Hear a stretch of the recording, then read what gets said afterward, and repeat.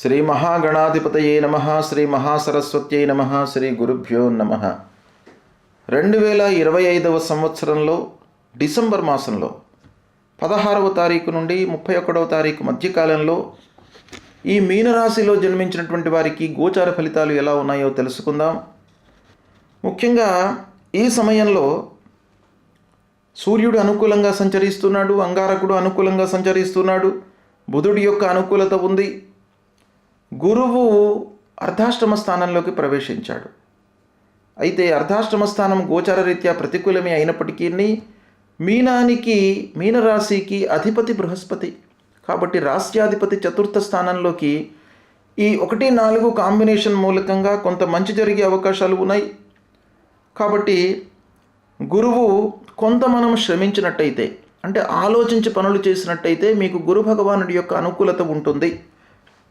ఇక శుక్రుడు దశమ స్థానంలో ప్రతికూలంగా ఉన్నాడు, శనేశ్వరుడు జన్మస్థానంలో, రాహువు ద్వాదశ స్థానంలో ప్రతికూలంగా ఉన్నారు, కేతువు మట్టుకు 6వ స్థానంలో అనుకూలంగా ఉన్నారు. ఈ విధంగా గ్రహస్థితి ఈ స్థానాలలో ఉంది. అయితే ఓవరాల్గా మనకు చూసినట్టయితే ఒక పక్కన మిశ్రమ ఫలితాలు ఉన్నప్పటికీ సూర్యుడి యొక్క అనుకూలత, కుజుడి యొక్క అనుకూలత, బుధుడి యొక్క అనుకూలత, తర్వాత కేతువు యొక్క అనుకూలత మూలకంగా మీకు మిశ్రమాధిక ఫలితాలు ఉండే అవకాశాలు ఉన్నాయి. అయితే కొన్ని పనులలో ఆటంకాలు, కొన్ని పనులలో అనుకూలత ఉండేటువంటి అవకాశం బాగా కనబడుతుంది.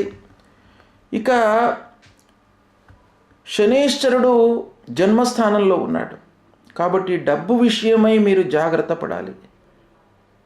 కష్టే ఫలి అన్న చందంగా ఉన్నప్పటికీ మీరు కష్టపడకుండా ఎక్స్పెక్టేషన్ అనేది చేసినట్టయితే మీరు నష్టపోతారు. ప్రతి విషయాన్ని కూడాను కూలంకషంగా ఆలోచించి నిర్ణయాలు తీసుకున్నట్టయితే మీకు సత్ఫలితాలు కలుగుతాయి. ఇకపోతే ఉద్యోగస్తులకు కొంత ఆఫీసులో తాత్కాలికమైనటువంటి అనుకూలత కనబడుతుంది. అయినప్పటికీ హైఅప్స్తో, అధికారులతో కొంత మనస్పర్ధలు గోచరిస్తున్నాయి కాబట్టి ఉద్యోగస్తులు ఆఫీసులో కొంత జాగ్రత్తగానే ఉండాలి. పని భారం పెరుగుతుంది. పనిని మీరు సంతోషంగా స్వీకరించవలసినటువంటి సమయం. అన్యమనస్కంగా పని చేసినట్టయితే మీకు సత్ఫలితాలు ఉండవు. ఇకపోతే వ్యాపారం బాగానే కొనసాగుతుంది. పూర్వం పెట్టినటువంటి పెట్టుబడుల మూలకంగా కొంత వ్యాపారస్తులు లాభాన్ని ఆర్జించేటువంటి అవకాశాలు కూడాను కనబడుతున్నాయి. ఇకపోతే భార్యా పిల్లలతో కొంత మనస్పర్ధలు, అనవసరమైనటువంటి చర్చల మూలకంగా కొంత గ్యాప్ ఏర్పడేటువంటి అవకాశాలు ఉన్నాయి. ఇక మీనరాశిలో జన్మించినటువంటి స్త్రీల విషయం మనం ఆలోచించినట్టయితే కొంత కుటుంబ వాతావరణము కొంత వాళ్లకు ఇబ్బందికరంగా ఉంటుంది.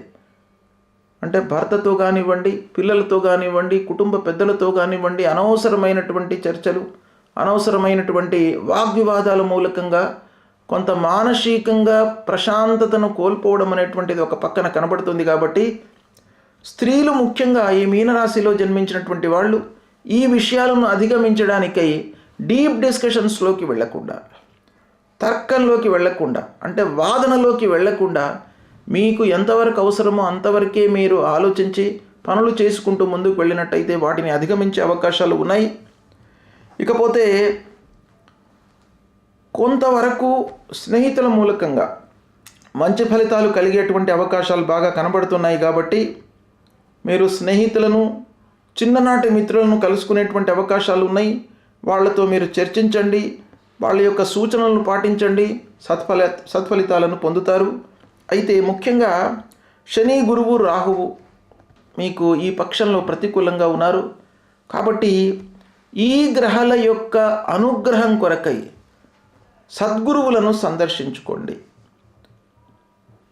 తల్లిదండ్రులను సేవించండి. ముఖ్యంగా గురువు అర్ధాష్టమ స్థానంలో ఉన్నప్పుడు మీరు తల్లిదండ్రులను సేవించినట్టయితే, తల్లిదండ్రుల యొక్క యోగక్షేమాలను తెలుసుకున్నట్టయితే, వాళ్లకు సపర్యలు చేసినట్టయితే ఆ గురు భగవానుడి యొక్క అనుకూలత మీకు కలుగుతుంది.